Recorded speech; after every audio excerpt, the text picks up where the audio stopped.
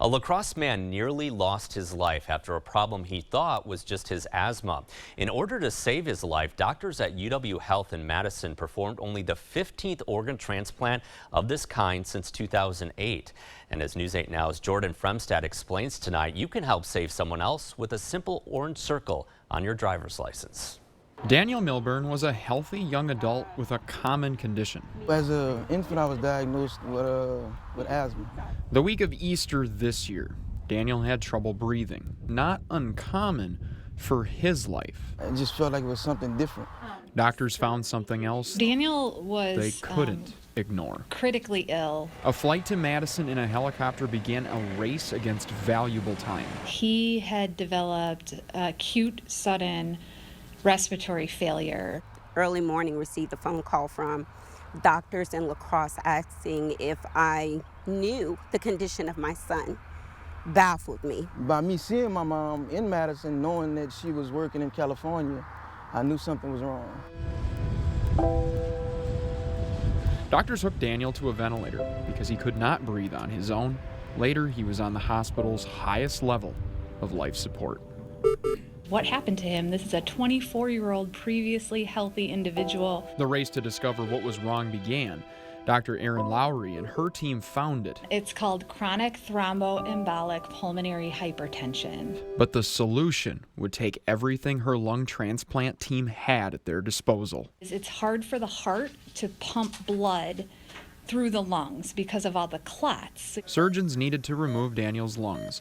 They added him to a wait list that can take months to receive a donor. We have one of the shortest wait list times in the country here in Wisconsin. 1 week is the average wait time.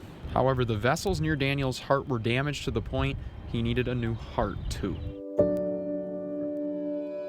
And so that just raises the complexity of his listing. Even with the transplant, Daniel had a 50-50 shot at another chance at life.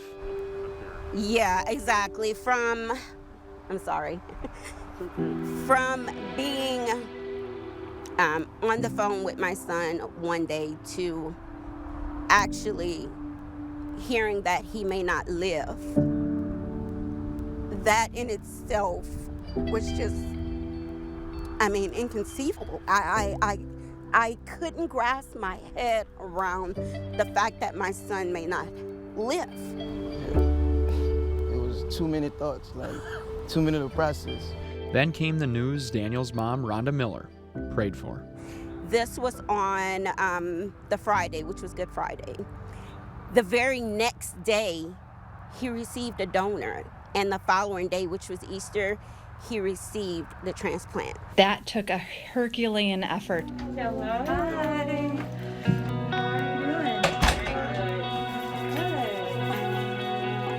Obviously, Daniel's condition improved after his surgery.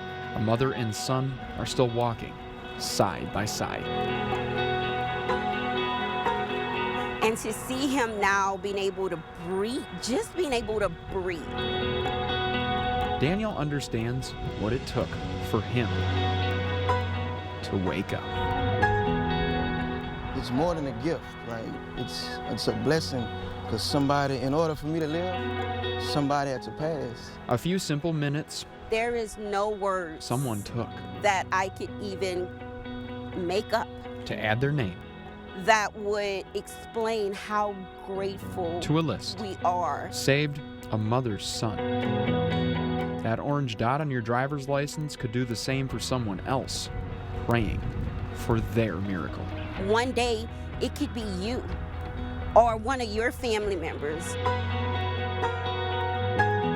In la-crosse, this is Jordan Fremstad, News 8 Now.